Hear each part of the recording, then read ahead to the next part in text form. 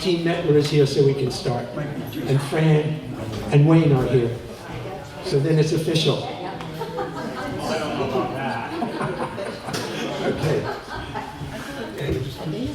Can I hear one of you guys talk? Either way. Hello, how are you? How's that?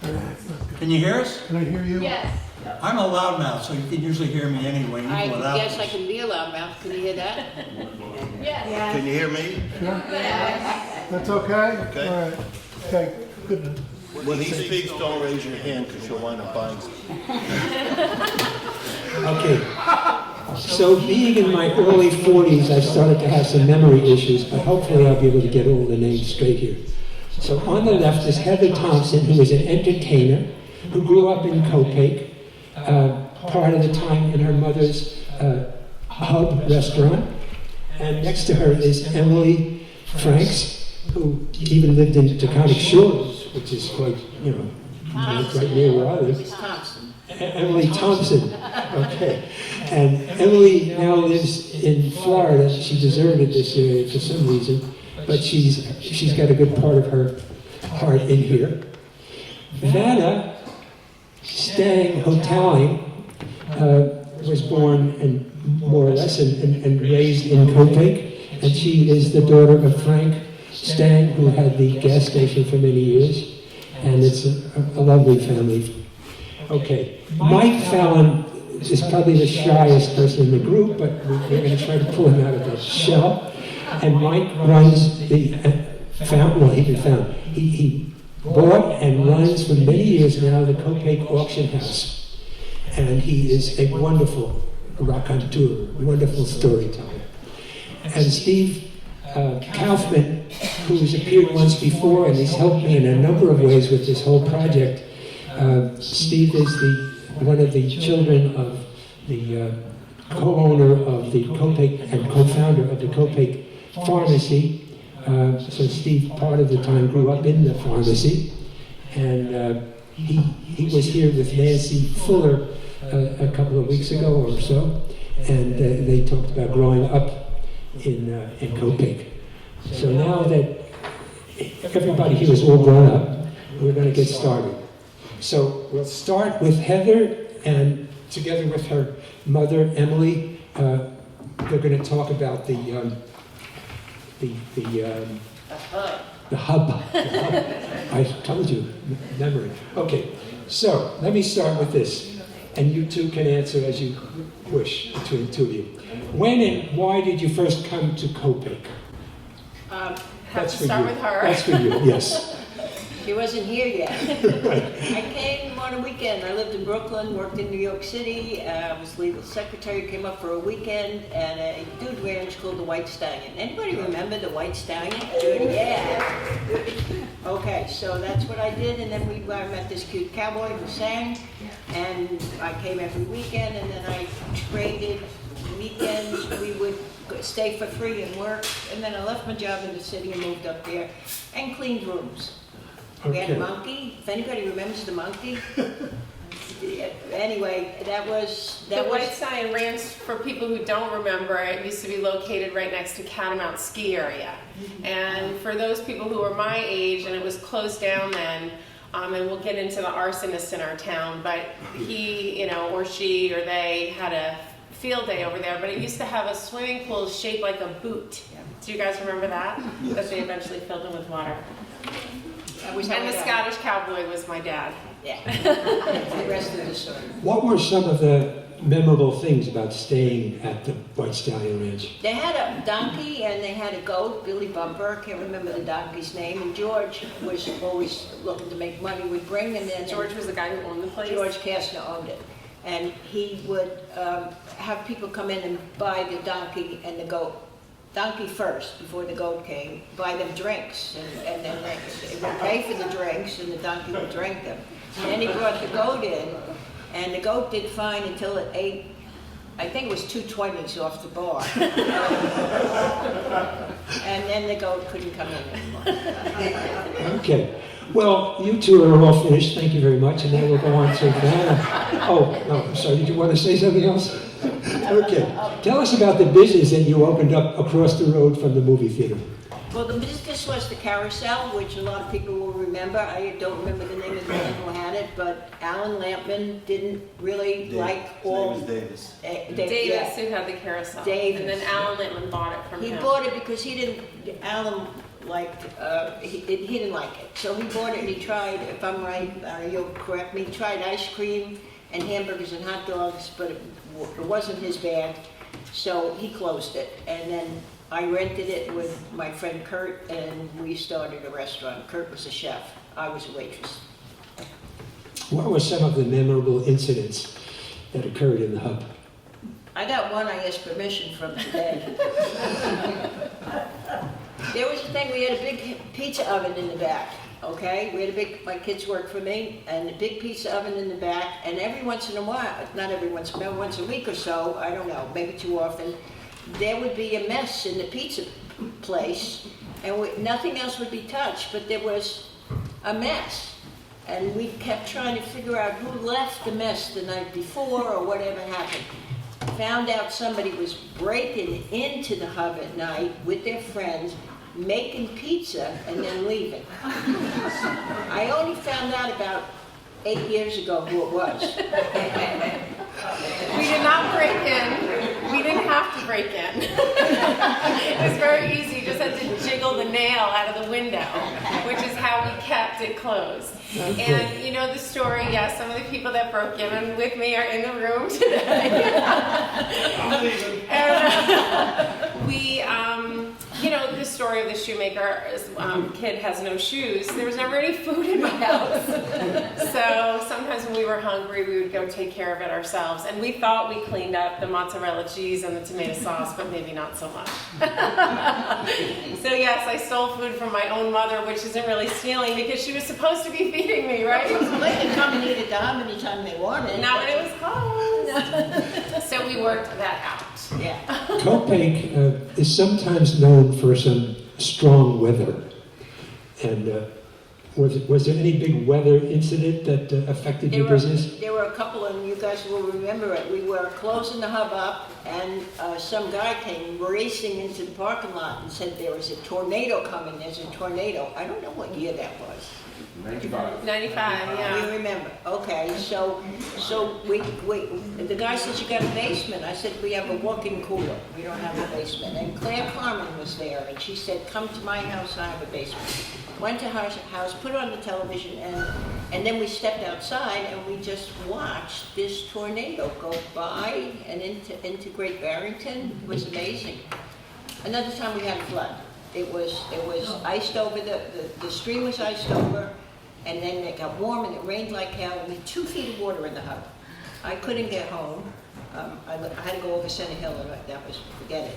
So the next day we went, the water had gone down, but it was wet as hell. And Eddie Horowitz from Camp Pontiac and a whole bunch of people from Copake came and cleaned it up and we opened that night. Other than that, there were probably no problems in town. No, none. It was great. Except for who? you got scared about something that was going on in town. Oh, the arson. Yeah. I watched Frank's garage from the hub. I watched the blow up. I just put everything I could in the car every single night, and I figured that I was hoping that whoever did it liked to eat at the hub. That's all I hoped. And apparently, because it didn't get burned down, but the movie theater was just gone.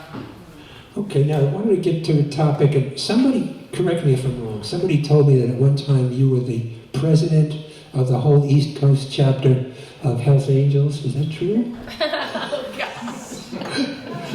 But you Met a did. man on a motorcycle, came to the hub, wound up marrying him, did not want to ride on the back of a motorcycle, so I got my own, a Honda Nighthawk 750.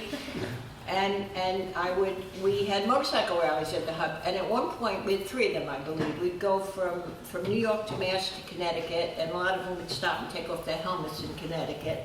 Me, no, my husband was a motorcycle safety instructor, so that wasn't. But we had over 100 motorcycles at one point that we took off and went, and it was and those guys that looked like they would rip your face off were the sweetest, nicest, most helpful. They just got dressed like that for the weekend. Anyway, that was that. I'm done. I took a course from your husband. Did You you did? have any particularly interesting customers? The chimp. Is anybody, the chimp, we had a guy in Ancramdale who raised chimpanzees for the movies. He dressed them up like people and he teach them. And he came in and he had ice cream and then he came in and sat and had lunch and he'd cut the food up and the chimp would eat with a fork.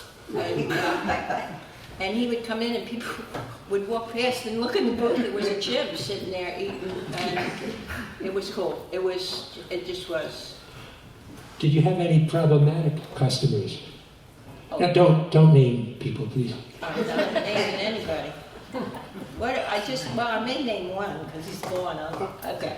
So the hub became a home. Some people came there 3 times a day, and in the back room was a big table, and they just slowly joined each other. But then they also came in the kitchen to talk. They just came in like it was their house, their kitchen. And we'd be cooking, and so I put a sign up. Finally, please, no one in the kitchen, because it got disturbing. Employees only. Employees only. Now, no, I didn't say that. I just said, I don't know what I said. But anyway, I know, and you'll all remember Joey Laporta. He didn't think that it pertained to him. So I had to say, Joey, that means you, too. He was pissed, he was mad, but he stopped coming in. Anyway, everybody was like a family there. It was really a But great. you had 1 or 2 customers who complained about something in their ice cream. What was that Oh, about? they played a game. That was just stuff. I didn't have too much of that. We had the ice cream. I cleaned them. I knew what they were like. And these people came and got like 6 ice creams for their family and then went out to the picnic table and ate most of it and then came back with ants in the ice cream. They said there were ants in the ice cream. I said, there's no way an ant can get in the ice cream from the ice cream machine. Maybe from the picnic table.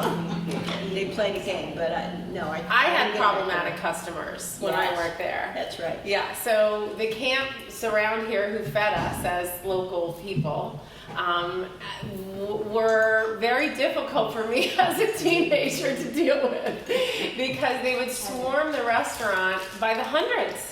And they would be over at the laundromat doing the laundry, or they would be in the movie theater watching the movie, and then they would come out of the movie, and 2 more buses would line up, and the glass front of the hub was a stage for dipping an ice cream cone upside down in front of 500 kids your age, just waiting for it to fall in, which of course it often did. And then the camp kids would point at me and laugh until, of course, they realized that the local kids were the cool ones, and we all eventually made friends. And then the camp kids coming up, was a real big part of growing up around here. And I do, not to go back to a sore subject, but I do want to go back to the arsonist for a second because I can speak as a child growing up in this town. When that happened, it still makes me emotional because it was like, what are they doing to our town? Yeah. We were like, the kids were like, we would watch it burn all the time, night after night after night. It was again and again and again. Yeah. And it still bothers me to this day, and I didn't mean to get emotional about it, but it took so much from this town. And I love to see it back in resurgence. I love to see the construction going on this road. I love to see Copake coming alive again, and I love to see you remembering the history of it. So I just I couldn't let that arson thing go without letting you know how it affected The kids. the kids. Bob Dukes helped you out in a way to get rid of some of the stuff that you needed to get out of it. Yeah.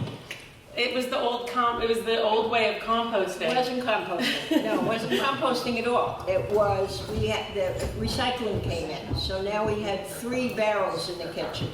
One, you put in the stuff that you could burn, whatever you could burn, because we had burning barrel back then.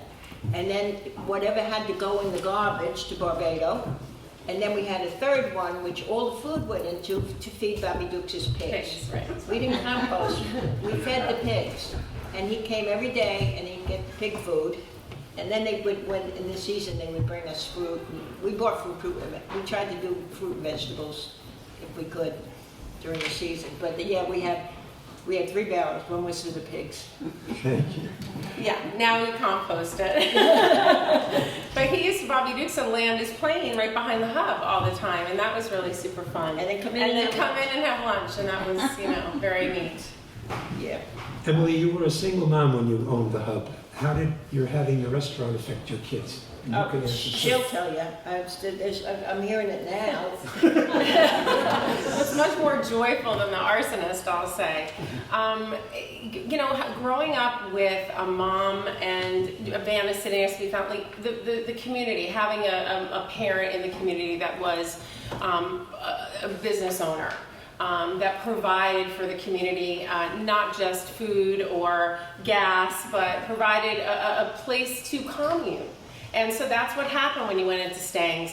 Me and Vance and Karen would meet up, my friends that are in the audience today, they were meeting places, not just for people to gather and chat, but they were like places, we'll meet at Stangs, we'll fill up. We'll meet at the hub, we'll fill up. And they were really just gems of the neighborhood that the kids could all go to, and everyone knew each other and looked out for each other, even sometimes ratted us out to each other. Yeah. What happened that time when you went into the movie theater, you were supposed to stay there? Can you talk about that? Oh, that's talking about the love of a small town, how the goodness of a small town. The kids wanted to go to the movies, Sherry and Heather. I took them to the movies, I dropped them off. They went in the lobby, I said, I'll pick you up, blah. I went home and did whatever I had to do. 5 minutes later, I got a call from Alan Lamb. Said, Emily, as soon as you left, they left. Yeah, but you know where we went? You know where we went? We went down under the bridge right next to the movie theater. We didn't even go anywhere, but we just, we're probably trying Marble Reds or something, underneath the bridge. But we didn't go, we were, good kids. Like, that was our sneaking out. We really didn't go that far. We stayed in the community. But when I came to pick them up, after the movie, they came out of the lobby like nothing. So we went home, and I started to say, what was the movie about? To me, this is a small town, and I love being in a small town, having come from Brooklyn. So how was the movie? Heather goes, it was about this, it was about that. I said, well, what was the, meanwhile, Sherry's behind her, and she sees my face, and Sherry says, she knows. This one keeps telling me about how the movie ended, and all that. And Hence the entertainer. Started young. Sherry says, she knows. She finally got it. I don't know if they were grounded or what I did, but anyway. How many years did the hub run? 21 years I had it. Okay. It's a long time. Right. But yeah, I was a mile from home. They could ride their bicycles there. I got to know so many people became friends who worked for me, the kids. Yeah, it's really, I'm happy I did it now. Thank you very much. When I introduced Vanna, I was mostly, I think, perhaps talking about her father, so I really didn't do her justice. Vanna, for many years, was the town clerk and the assistant town clerk. And Vanna was part of a little string of town clerks who, when you came into town hall, you felt very welcome. You felt like you were home. And I want to say thank you for that. Yeah. Okay. So, back to your father now. Your father, Frank Stang, was a very popular man who ran the garage on Church Street. He was a civic leader. He was probably civil too. And he was a coach for the local baseball team. Tell us about his early years. He told your father about the gas station. Yes. And what did your father say? Pardon? What did your father say? What's the gas station? Why would he say that? Well, this is the Tell me. 1920s. There weren't too many cars around But in anyway, Copake. that's how my father got the gas station, is because he said, I'd like you to take this, I'd like you to run this gas station. It was wholesale, wasn't it? Yes. Yes, it just came to me. Yeah. And now this is what my father told me, all this stuff. And then he lived in the back of the garage, the side of the garage for a while. The other was one apartment there. And then he was playing ball one day and slid into third base and broke his leg. In those days, they didn't do anything about it right away. So it was quite a while before they finally realized that it was in bad shape. And he went to another doctor, and come to find out he lost his leg. They had to take his leg. And Remember that? A lot of people didn't realize he had a wooden leg, only because he never hardly ever limped that much, though, did he? Bit, A little bit, yeah, teeny yeah. bit. And And that So- base was not actually a standard baseball base. They improvised. actually, it was a big rock. Yes. That he Which slid on explains third base. the break. This is, that's why this happened. And of course, then you're in the hospital like a month, 2 months, or something like that, he said, and whatnot. And then when he came, then he, started the garage and married my mother. And, well, he was very active in the town with baseball and the rescue squad. He took calls at night for the rescue squad, and they had a special phone up there. But if there was ever a thunder shower, it would always get hit by lightning. So the least of even thunder, my mother would wake us all up. Now remember, there was 4 of us kids. Make us go downstairs because she was afraid of the lightning, hurting us. And I could tell you, I could write a book. Marilyn can help me. Right, Marilyn? Did your father ever tell you what the building that he had the gas station in had originally been? Yeah, it was actually a farm. It was, a stable. A stable, There yeah. was cows, and when he lived there, he had to walk up the stairs. This is before he had a wooden leg even. I don't know how he did it, but he did it. And, but he was a very determined man. I mean, once he put that leg on, and he never complained. You would never know that he had a wooden leg unless, you heard the clip. Because he never complained. He was such a good guy. Yeah. What was it like for people who came and did business with him at the gas station? Well, And give us a picture of I him. was just saying how you always got your windshield washed. I don't care if you got 50 cents worth of gas. You got your windshield washed and you got your oil checked. And Those were the days. that's how we got to know everybody. And like I can remember when Pontiac would have the visitation. I think somebody said, I think it's this weekend, isn't it? Visitation? I don't know. But every other weekend they'd have visitation. He got to know everybody from the city. After a while he got to know them all, and they would come up and they would all say, I remember one Sunday I got to help him, and I met this, I can't remember his name now though, but I just thought it was so fun, And I remember him coming home one night too, and he says, you won't believe what I got. I have a $100 bill. A $100 bill then was wow, And I can remember as a kid going, wow, like that, and he says, this is a $100 bill. Have you ever seen a $100 bill, guys? And I said, no, we never have. My mother framed it. And he did a lot with the kids, and he just was such a great guy. He really was. The station, his service station was kind of a social center, wasn't it? Oh, definitely. Definitely. The supervisors and SES, they made more decisions there than they did in the town hall. I mean, a lot of you didn't remember, but there's some out there that must remember that. Right? Yeah. And, yes. What were some of the other things your father did for the community? Oh, many of things. The fire company actually more or less started it, and he was in there for years, and him and my mother ran the bingo. Does anybody remember the bingo? Yeah, I used to play bingo all the time. Yes. Yeah, that was a lot of fun. Yeah. Yes. I've heard that some, Firehouse. sorry, Bingo at the firehouse is a big deal. Everybody came. The kids came. The parents played. I've heard that some people even came to your house at odd hours to get help with their cars. Yeah. Doc Bowerham, does everybody remember Doc Bowerham? yeah. Lovely, lovely man. My father, I hate to tell you, he used to call my father, most of the time he was going to, someone was having a baby, but he had it was a convertible, right? Corvette, right, thank you. Convertible Corvette. And he would drive that thing pretty fast. And quite a few times my father had to go get him out of a ditch or something, which he always did, and everything.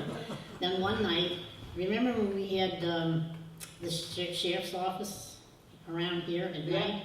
Yeah, you must remember that. I don't know. Well, you will, Steve. And one night, he comes to knocks on the door, and he has a friend with him.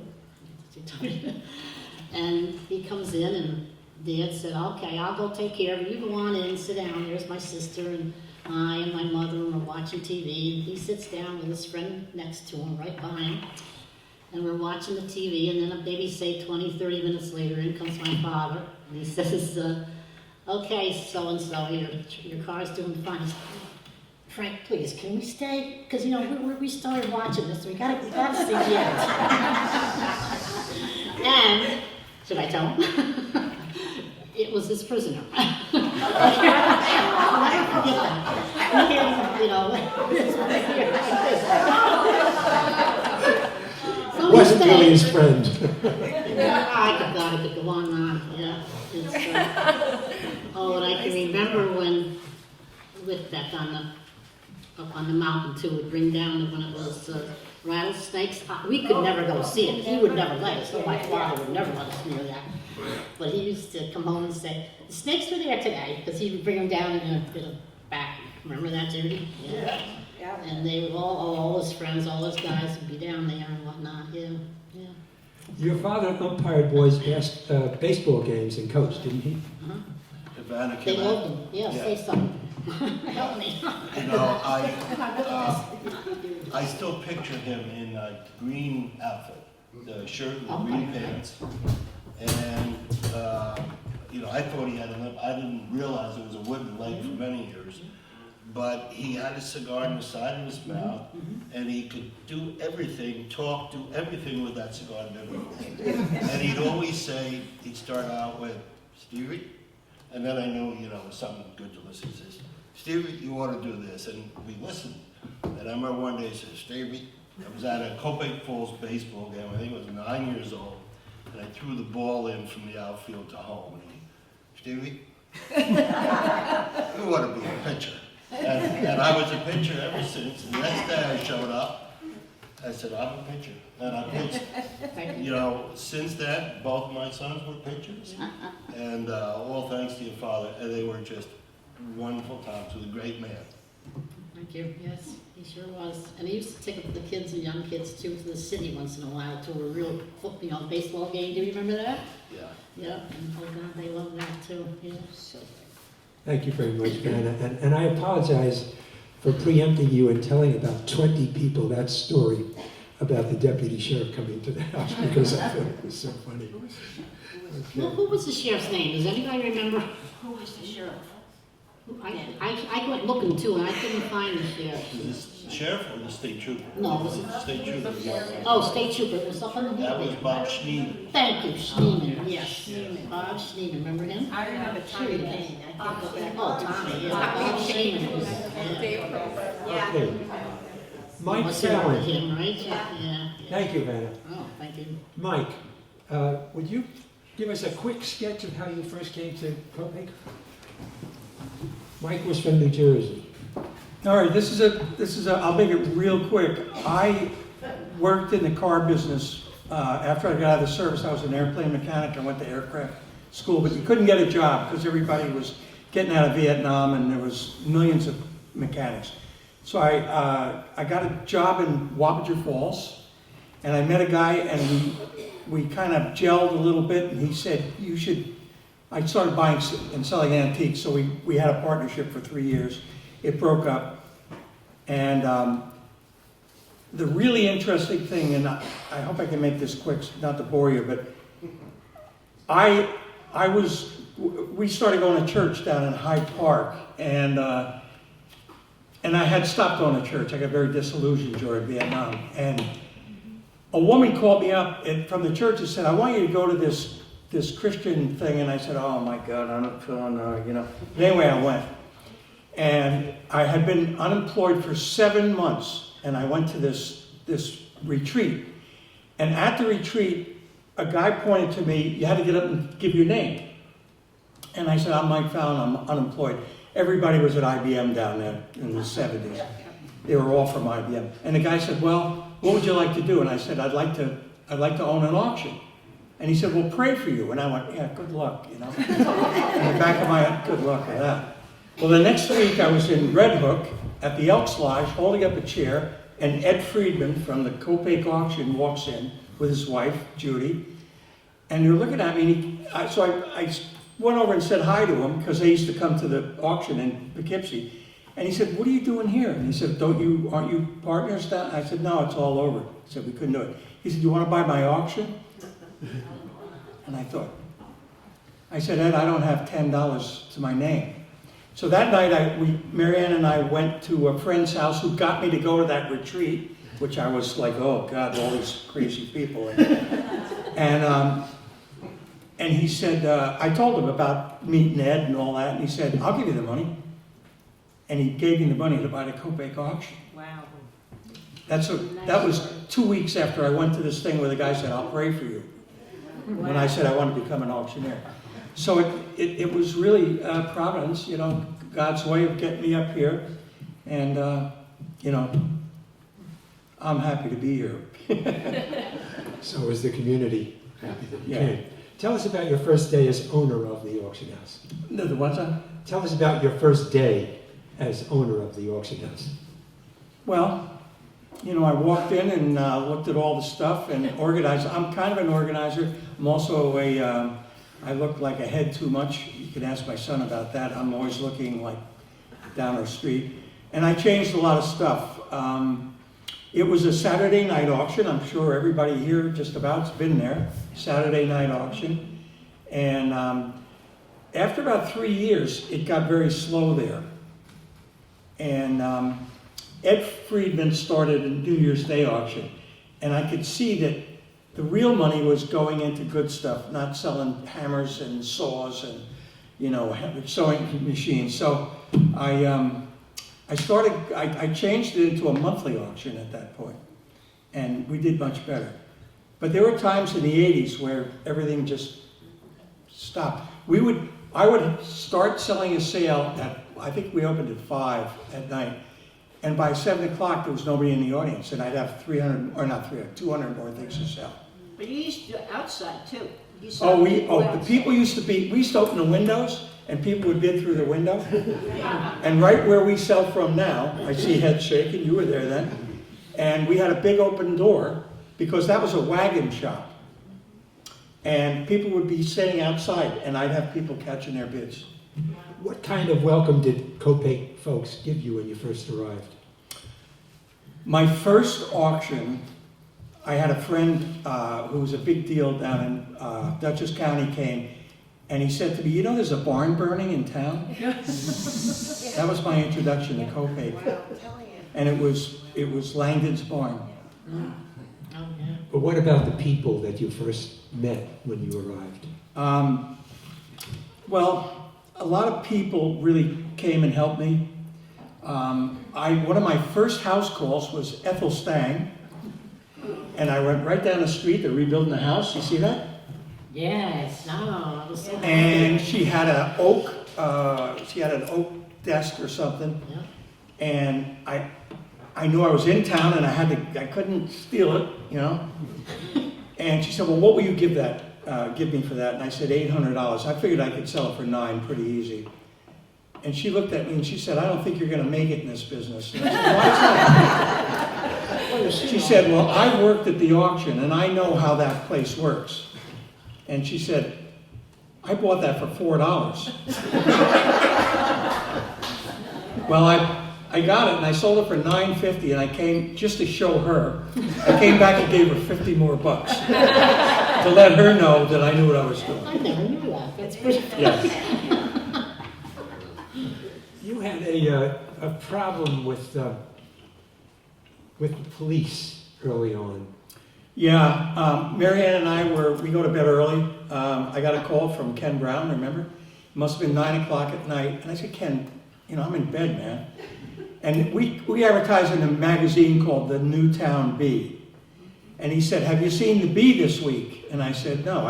He said, "Your ad's in it, right?" And I said, "Yeah, I didn't get it." So he said, "Well, if you look at page 3, he said, it looks like your ad, but it says stolen in New Hampshire." So I went over the auction, I got it, and I looked at it, and we had about 10 things that were stolen in New Hampshire. And it was an ad put up, and it said, "Call the New Hampshire police." So I called them, and they said, "Just call your state police."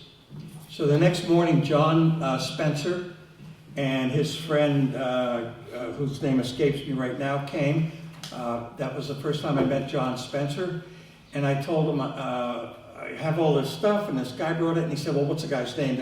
And I said, Fudge. And they looked at me real quizzically, like, Fudge? And I said, I'm not making the name up. I was so nervous.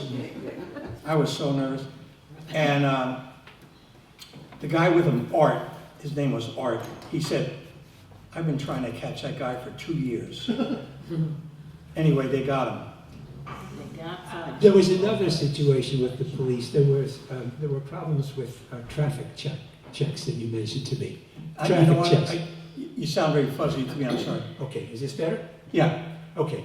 I recall you mentioning that there were traffic checks during Oh, concerts. the traffic check thing. I went to one of the town meetings, and it was back when they were doing the blues festivals. And the police gave out, if I remember right, about 40 tickets for people coming in. And it was mostly like seatbelts. And I wanted to complain at the town hall during the meeting. I got up, Mr. Mouth, and I said, you know, I don't think it's fair. I said, you have people coming into our town to do business, and you're giving them seatbelt tickets, really? I said, it's kind of harassment. So, who was our... Butchner? No, it wasn't Proper, it was Tommy Kane. Tommy. No, but who was our, I can't think, my brain is going. Who was our town supervisor? Butchner. Near, Yeah. Butch Near. So Butch Near got up and said, well, he said, you're worried about the almighty buck and we're worried about safety. Kind of, okay. So about a week later, Butch Near called me up and he said, could you come to Philmont and look at my mother's stuff? You know, she passed away and I want you to sell some stuff. So I got there and I said, gee, Butch, I didn't think you'd ever want to see me again. He said, oh, that's politics. He said, you were right.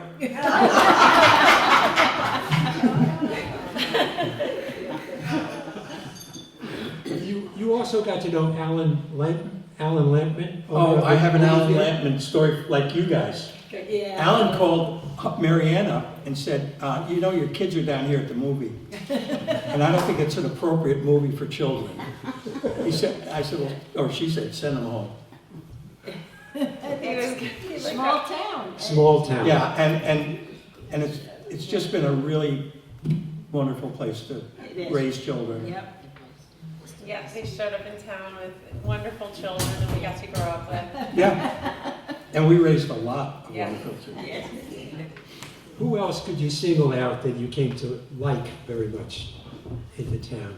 You mentioned Alice one time. Beside all of us on Well, the table. Going to the hub was like a big deal for us. We went at lunchtime and stuff, and I'll tell you a little lunchtime story about the hub. Mary Ann went down with the children, and I guess it was November, and you closed.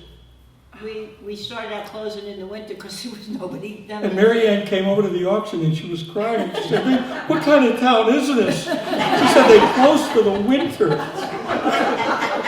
When we came into town for the first time, when I showed her to show her the auction, she said, who would ever come here to buy things? It's so, bear in mind, we grew up in New Jersey, and she said, it's so desolate.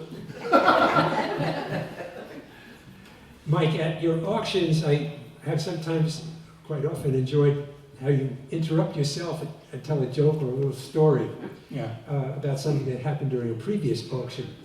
How did you develop these auctioneering skills?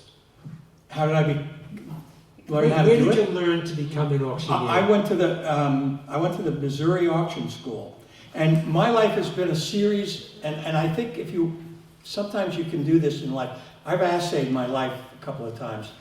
My life has been in open doors where I didn't know, but I went through the door and it turned out to be a good deal. And my entire life has been that way. A friend of mine, for my birthday, gave me all expense paid trip to the Missouri Auction School, including hotel and everything, for my birthday. Or maybe it was Christmas, pardon me, it was Christmas. And that's what I did. And I came back, and I stayed at Friendly Pontiac for about a year, and then gave my notice and went in business with him. How have your auctions changed over the years? How have they changed? how have they changed? Well, we did every Saturday night. Seth would love this. We used to, Seth and my son Tad would have to work at the auction, and I'm sure it was a drag for them, but we would gross $3,500. And then, like I said, all of a sudden in the 80s, about 88, it got so that people got up and left, and we still had a lot of stuff left. And I had to come up with something, and I realized that the money was in good things on our level, you know, not Sotheby's. We didn't get Van Goghs, but I got a few things that were good. And I realized that with good things, people would come from away, as we would say here, right? And that worked very well for us. And you started something rather novel with your bicycle? Yeah, I got a deal where a guy brought me 3 high-wheel bikes, and in my business, just like in anybody's business, I guess if you sell widgets, if you know at Harrington's, if all of a sudden certain things are selling, you order more.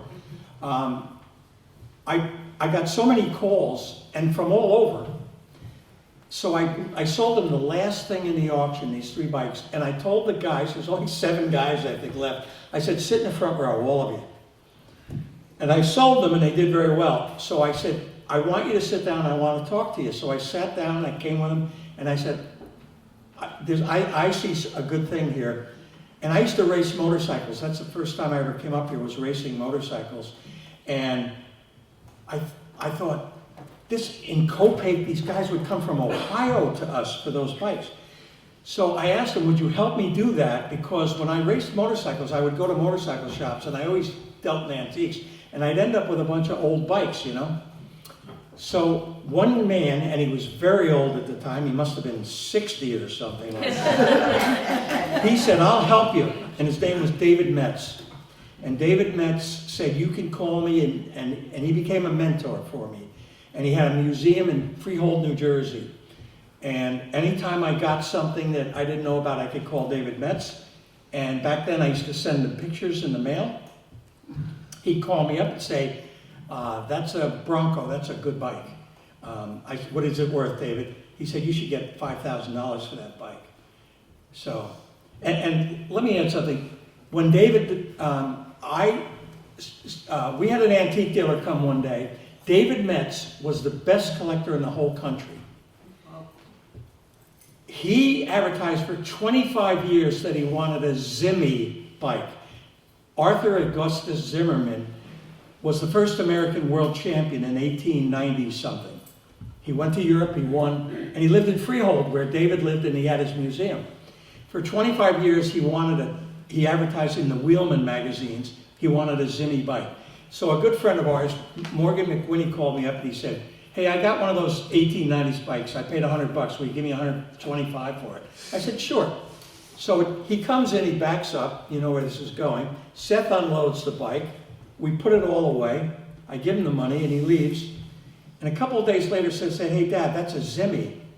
And I said, get out of here. Because nobody, 25 years for the best collector in the country not to find one.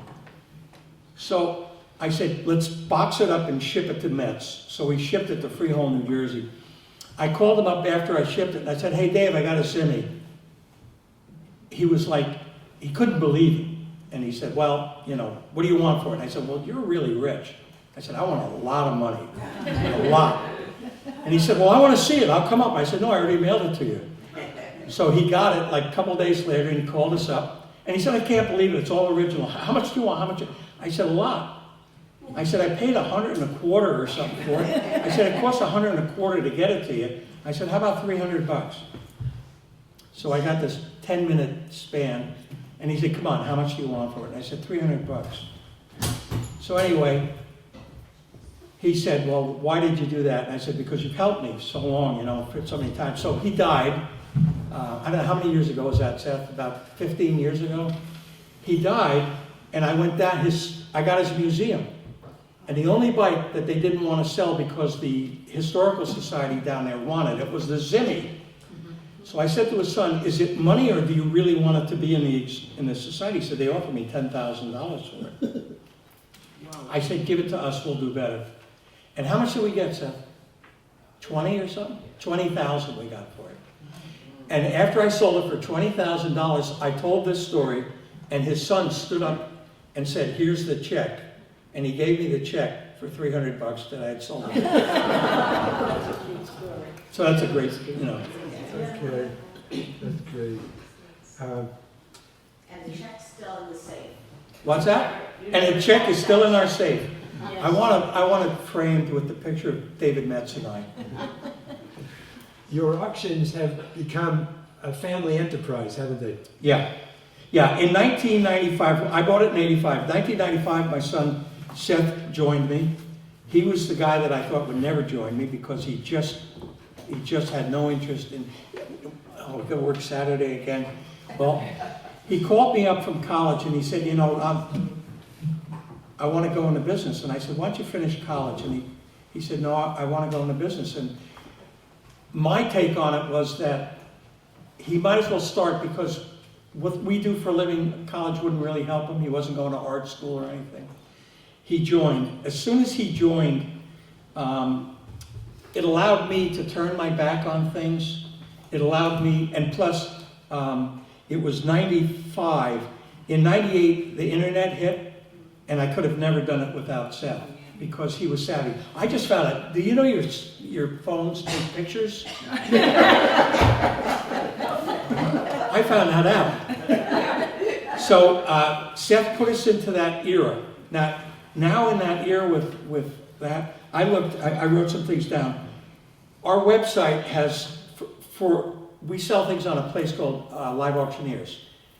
That means any place in the world you can bid while we're having the auction. We have 12,315 people that follow us every auction. Wow, that's great. And that's because of Seth coming into the business and being savvy and getting us into the new era.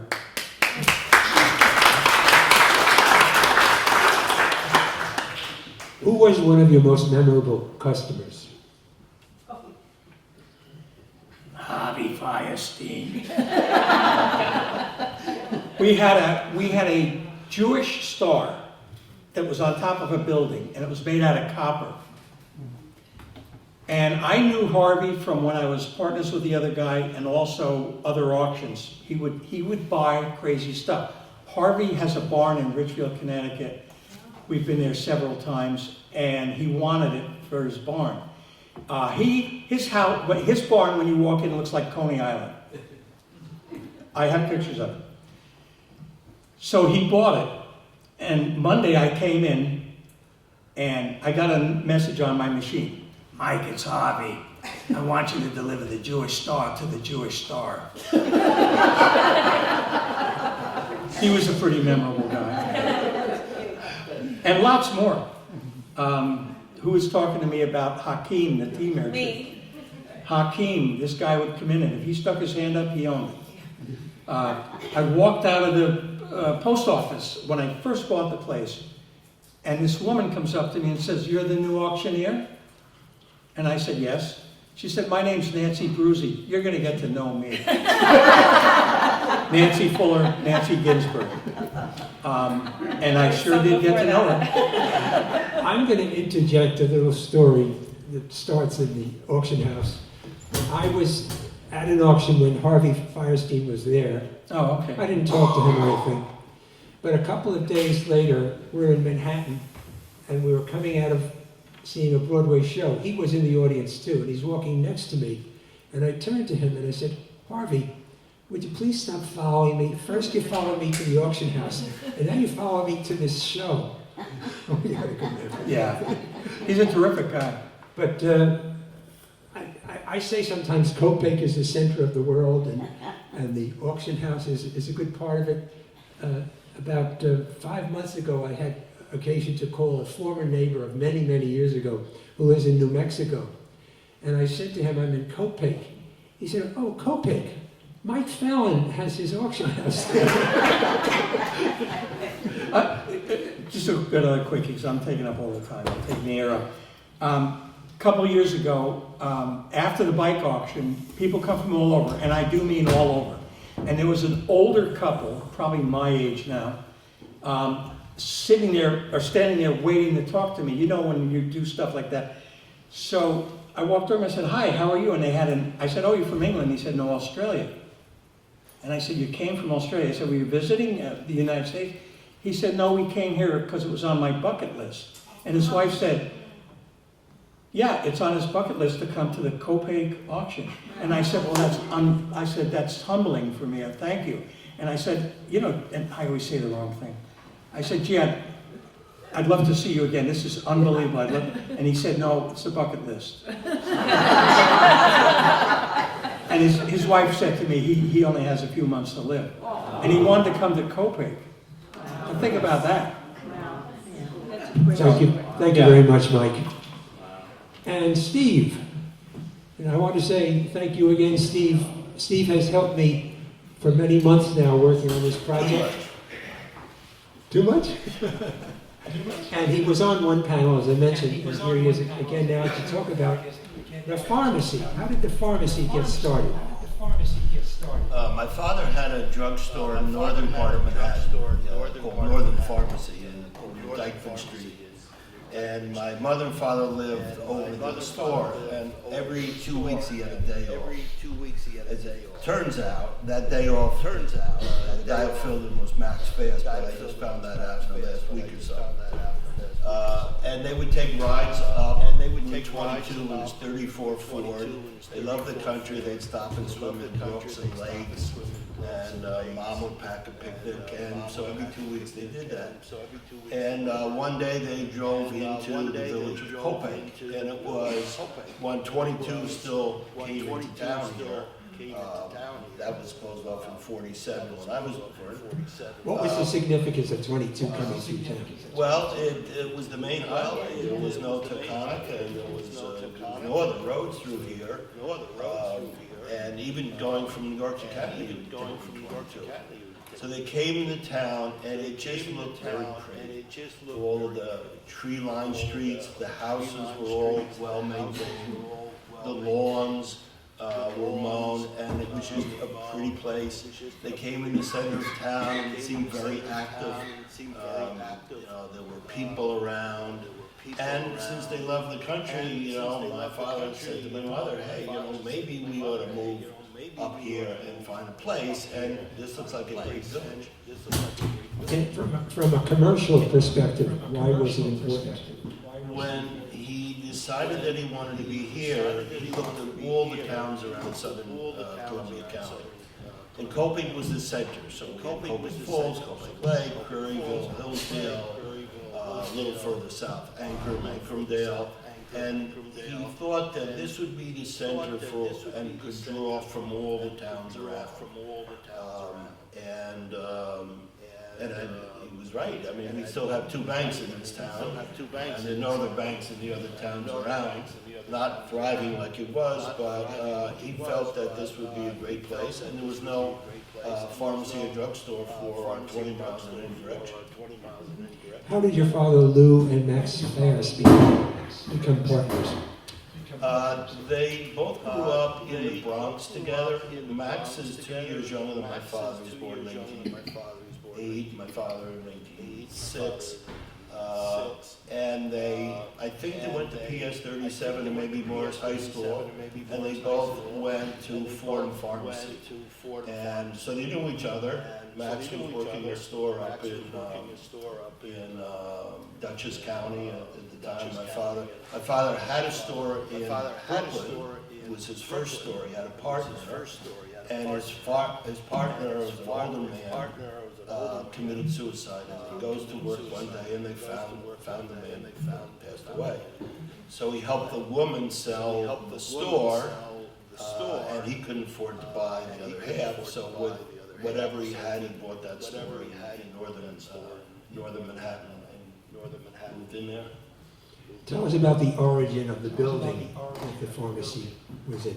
My father used to refer to it as a livery stable, but it was actually more of a garage. It was owned by the hotel across the street originally. And when he looked at it, there was a little gas station on the side of the building. It was also home to a small taxi company. And I believe the taxi company used to take the students here to Hillsdale for high school. And Max's son Ken had written a book about the pharmacy, so there's pictures in it. But it was an empty building when he bought it. There were a couple of cars in there, and they remodeled it, turned it into a drugstore. Could you take us inside the store, and what would that experience be like? Well, there's two ways to describe the store. I can describe it as you walk in, and I don't know, does anybody here remember the drugstore? Yeah. Oh my God. Well, good, I have a good audience. So, I'm going to describe it by things in the store and by aromas. So when you walked in the store, originally to the left was a magazine stand and one of these paperback racks. Then it was moved more to the right, and in our lifetime, mostly to the right. And then just past that, going down the right, was the soda fountain, and it was an old black marble with some white streaks in it that went almost 2/3 of the store down the right side. Behind it originally there were 4 booths, so you could have lunch in the back. Most of you don't remember the booths. They were taken out early on and was replaced by greeting cards. And then in the back of the store was the pharmacy counter. The pharmacist was meeting in front. And then to the left of the store as you walked in, if you're coming from the front door, there was a cigar humidor. So they sold cigars, probably Cuban cigars in those days, talking about those late 30s. Next to that was a machine called Kemp's Hot Nuts. My sister reminds me all the time, she used to fill up the nut machine. Kemp's Nut Company, so we sold fresh hot peanuts, and just beyond that were watches, and then further down there were some, in the back there were test tubes, because they sold tubes to fix things, and down the center, cosmetics, shaving needs, Kotex, tampons, Kleenex, everything you can imagine. But we sort of remembered by the smells in the store. So early in the morning, when we opened the store, the first thing we did was make a pot of coffee. So early in the morning, there was the coffee group that came in, and you had the fresh smell of coffee. And then later in the day, you have Drake's. Remember Drake's cakes used to come in a little plastic bag? Well, they used to toast those, and that had a certain aroma. And then later years, they got fresh corn muffins that came up from a place in Yonkers called Weavers. And nobody had delivered any of these kind of items this far north, but my father convinced them to do it. As he did with Breyer's Ice Cream, which he had in the city, and they would never come this far north and convince them to do that. There was the smells of the roasted peanuts. They used to oil the floor to keep the dust down, so every once in a while, a couple of times a year, you'd smell oil in the store. So there were aromas in the store, even in newspapers, where they had the newspapers, the smell of the Sunday papers. You mentioned that your father spotted Copake as being a good prospect to have a business because it was surrounded by so many other towns. And it actually had an attraction already before he came, and that was the movie theater, correct? Yes. How did the movie theater influence the pharmacy? The movie theater had 2 shows a night. It was only on the summer months. It was instead a 7 o'clock movie and a 9 o'clock movie. So everything revolved around the movie rushes. The soda fountain was thriving for the time. Hubble's had good clothes, was called Flying before that. And Bray's was there only part of the year. So Ray's Coffee Shop. Ray's Coffee Shop. So when the 7 o'clock movie got out, there was a big rush in the store. And then early on, they used to stay open until the 9 o'clock movie got out, which was 11 o'clock. So many times the store was open until midnight. From the movie theater. And we would call them the movie theater rushes.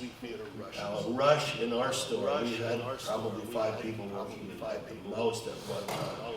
Rush was when everyone in town came at the same time, and in half an hour they were gone. So we'd have the movie rushes, we'd have the church rushes on Sunday mornings, when I had to get up early to be there. And so you'd have like the first mass, I'm being Jewish, I don't know what all the church's schedule is, but then I knew, after every church got out, there was a rush. There was a rush when there were parades in town, and everybody left the parade, and then they all come in to the store. And then on Sunday mornings, they had the newspapers. So in between the rush for the churches getting out, everybody came in for the newspapers, and they were reserved beforehand. When Hank Grace used to have the Sunday papers from New York, we just had a couple of local papers, but when he decided to give it up, we took the papers. It was a brutal job, the Sunday papers, because on Sunday, you had to be there very, very early. I could never do it. And Charles Fast, my father's partner's son, used to do it. So he was coming at 6 in the morning, put the coffee on, then lay out the newspapers. And at the end of the morning, when he opened, his hands would be black from the papers. So that's sort of what drove the store business. Who were some of the other people who worked in the store? Okay, I made a list because I have a great memory. So the help of my mother and Vera Fast, both helped Max and my father. And during the war, Max had to go into service. He was actually working on some experimental ways to get the troops penicillin. And he was stationed first in the middle of the U.S. and then went abroad during the war. So my mother was there, and Vera actually worked in Farm A at one time down the road. Early on, I saw a picture of Matt Behelka, who worked at Soda Fed.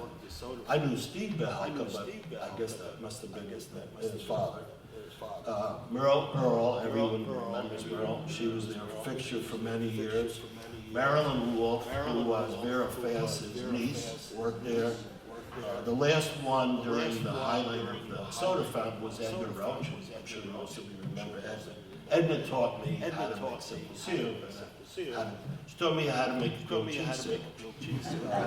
The first one of which I dropped on the floor right in front of the person. So I was never a grilled cheese maker. My wife still makes it. Irene Rogers worked there. Lynn D'Angelo, who came from Copake right before the summers, and loved it so much she became a pharmacist. And I saw her sister last year, and she's still, although she's, you know, Lynn is probably 79, she's still working off and on as a pharmacist to fill her. Joanne Zidek, who spoke a few weeks ago, she worked there in the summer.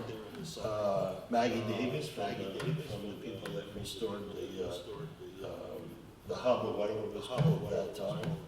And because all the kids, Charlie Fast, Cheryl Fast, Ken Fast, my brother Alan, my sister Jane, and myself all worked in the soda factory. Steve, there's one other. We got a moving email. Do you want to talk about that?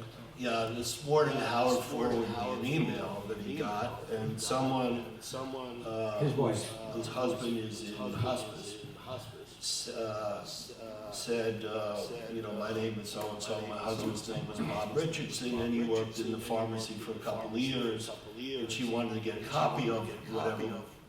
the text comes. So I know Bob. I remember him quite well. Maybe people know him. He lived on the road between Hillsdale and North Hillsdale. Big, heavy-set guy.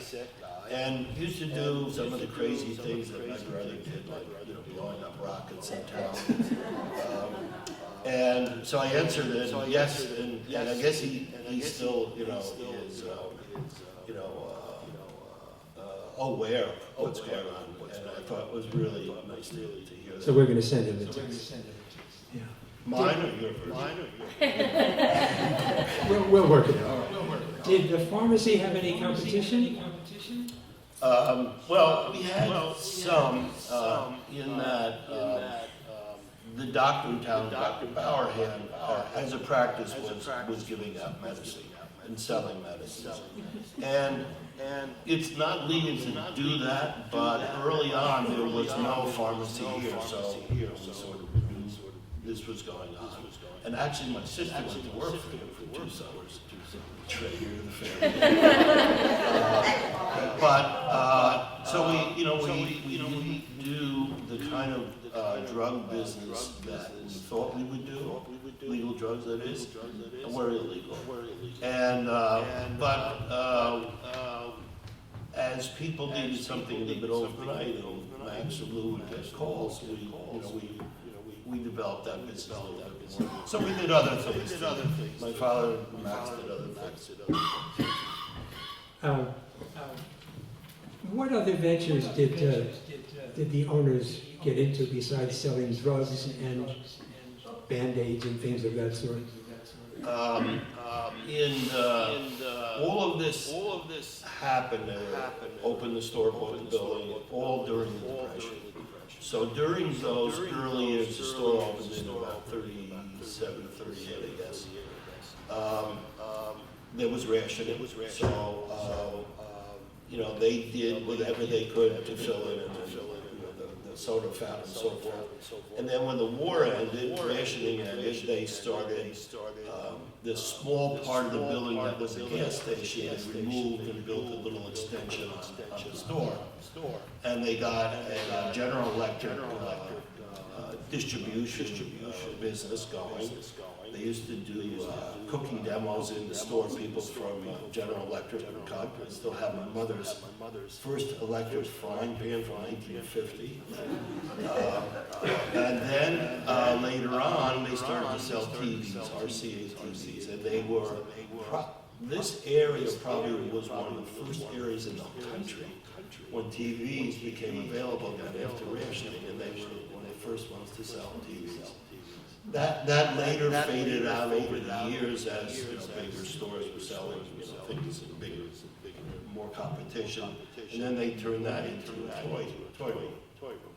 But there was also some involvement of people in repairing. Yeah, they did things such as repair the televisions, and they sold cameras, they sold film, they developed film or had to develop. But my father started taking pictures of people who needed a picture for a chauffeur's or equivalent driver's license. And my sister found a number of years ago and started to share that with Howard. Howard, you can tell him the audience what you did with them. Well, actually, there's a large panel in the courtroom in Town Hall, which has a whole bunch of those photos that your father took. And I think, Marilyn, were you involved with Judy? So Judy helped to put that together, and two close friends, okay, I can see how that happened. And it's really one of the most interesting things in Town Hall, although I should mention that we have 24 panels on Copake's history, which were put together by me writing the text, and Nick Fitch back here is the artist who brought his artistic aesthetic sensibility to it, and it's a pretty nice display. So if you've not been to Town Hall, it's open during Town Hall hours, which includes Saturdays from 9 or so to 12. They also were the resort bus line station in town for a bus that went from New York to Pittsfield, which was really handy for me because I got to travel for free, and I was at NYU at the time. So anytime I wanted to come up or back, I took the bus for free. And let me say too, in regard to the photos that I got from Jane Kaufman, and that is that in addition to taking some of those other photos, Lou took some wonderful photos when the town clock was being erected. Really good quality photos. And so some of those are on the Copake History Facebook page. He really, his artistic, his photographic skills have done this town a terrific service. So, Can I say something about the Copake Pharmacy? Because more of the 70s growing up, I can speak probably for a lot of the people my age in the town. The Copake Pharmacy was everything. You know, it's where you caught the bus. It's where you got your legs pantyhose for every single event that we had in town, whether it was a church event, a concert for high school.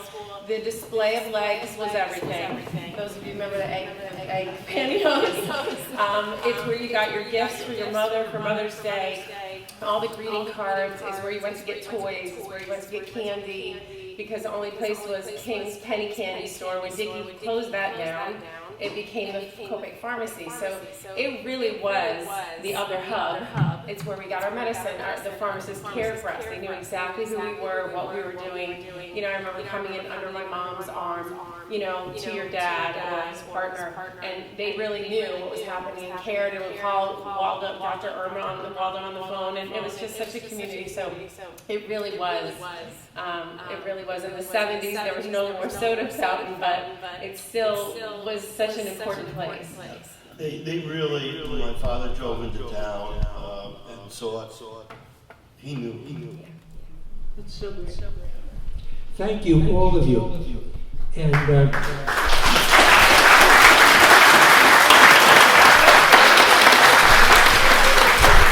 we like to take any questions that you might have?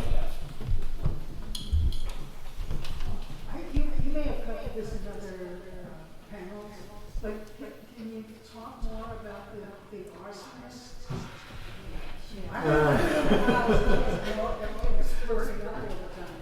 I could say one thing without bawling my eyes out again. What was interesting about growing up with the arsonists in our town is we all saw it. It wasn't like you heard about the fire. It was right in the town. You always would see it. We would get woken up in our nightgowns as kids to go out and watch the fire. So it was in the town. It wasn't something you heard about that happened over the hill or around. You saw it right in the middle of the town. And we just could never, there was all these rumors about who it was, or what we would think that they were in the audience with us watching it burn, and it was super spooky for kids that way, but we never figured it out. You could just say, and then eventually the rumor was he died, or she died, or whoever it was doing it died. Yeah, I remember one morning I was standing at the bus with my brother and my sister. I guess my brother must have been a senior in high school, and he hears the sirens, and you know, when the sirens are there, everybody always ran to see where the fire was. And from the bus, just by the Stein's house and where our house was, you could see through the fields and you saw the big Langdon barn burning. And my brother was like, oh my God, it's Langdon's barn. And he took off and he went and fought, you know, whatever he could do all week. The Times, the New York Times covered some of this story. Wait, I'm in. Yeah, she's the cover of the article. But think about this, from him being in high school to me, it just didn't stop. It went for decades. It went on, and I think that was the other extraordinary thing about it, that it went for so long, that it was like if someone's picking up the baton after because there was a respite, if I remember correctly. There was a time where we were safe for a minute, and then it picked back up again. It was Folgers, it was the movie theater, and Mom used to, because it was a cash business, you know, we didn't use credit cards like that back then. She would drive around the money from the hub in her car, because if it burned, it was cash, paper, you know, and so, you know, when you survived during the time when it was busy, you had to hoard that money during the winter months, so it was a big deal. I remember. I'm sorry. I have a kid story you guys told me at the picnic that lived 2 doors from the hub. You know. Oh, Darren and Daryl, they're here somewhere. I think they're there. I'll tell the story. Anyway, they told the story about Derek and your name. I don't know if anybody knows this story, so you can all shut me up. But they said that after the theater burned, they saw down underneath the bridge the big Copake Theater sign, and they would go see it and go see it, and they said it was there for like 10 years. And tell me if I'm Good thing I didn't know that. So then one day they went and it was gone. And they happened to be on a website because I guess they collect stuff, or they can tell me if I'm wrong. And on the website was the sales site, the Copake Theater sign for $500.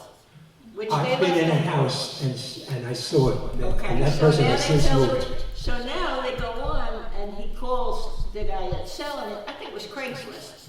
And he goes on and he said, if you tell that $500 guy you can't sell it to him, I'll give you $700. So they bought the Copake sign, which they saw under the bridge for 10 years, for $700, and it's on their living room wall. I remember something about about owning a business. Owning a home is one thing, you're in it all the time, but owning a business, when you heard the fire alarms, I could run up to my bedroom and I would look to see if the auction was on fire. And I also remember going to a town meeting out at Camp Pontiac, was it? And it was like that Frankenstein movie with the people with the torches and stuff. Yeah. I mean, it was like, it was pretty desperate. It It was was, scary. and Larry Brown, our neighbor, Yeah. almost caught the guy. He burned the barn in back of the auction. And they fixed it, and I had it repaired, but I left it, by the way, so you can see it burn. We just veneered it on the outside. But it was a monumental thing for us living in town. And for people who weren't here then, I mean, just what you said, it wasn't like 2 miles away, it was 7 buildings right in town happened.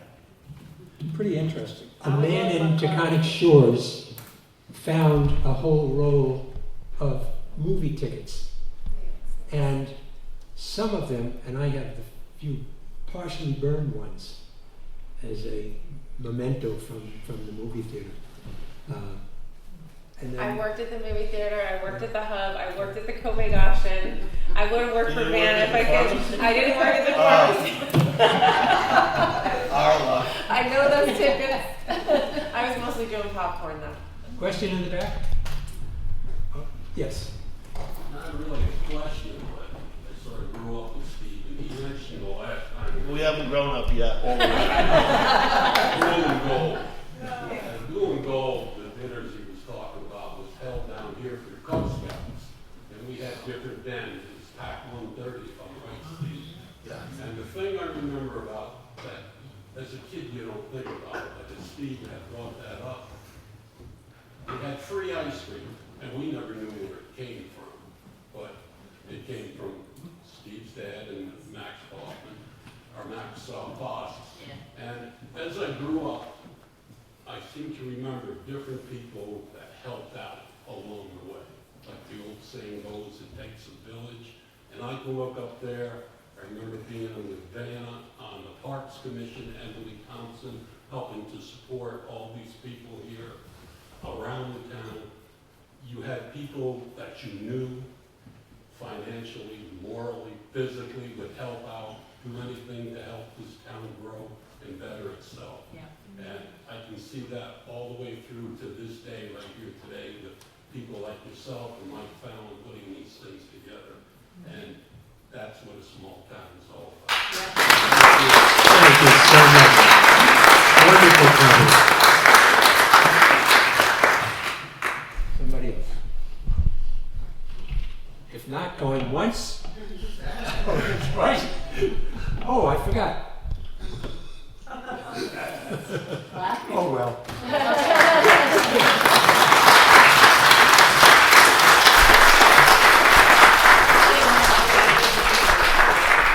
I just want to say something. For this occasion, I had a poster made up by the auction in the back, and I'm going to stand there, and if you have any questions about it, I did it because I want you to know that just what you said. We have a friend that went to the Netherlands, and he went to a hotel and stayed there, and there was a little museum down the street, and it was all bicycles, and he said to the guy in the museum, "Oh, you know, in our town," he goes, "Oh, you're from Copake?" And it's a guy that we've sold stuff forever to, and so, but I brought that. It's an interesting thing to see what a little business in a little town can do. Pretty interesting. So I had my bicycle stolen here once. I think we sold it. But my boss got fat. And all those camp kids that come to this town, like they grow up and they talk about this town and they come back to this town and they bring their families That's back. true. Yeah. I often heard you could yell on Times Square. Does anybody know where Copake is?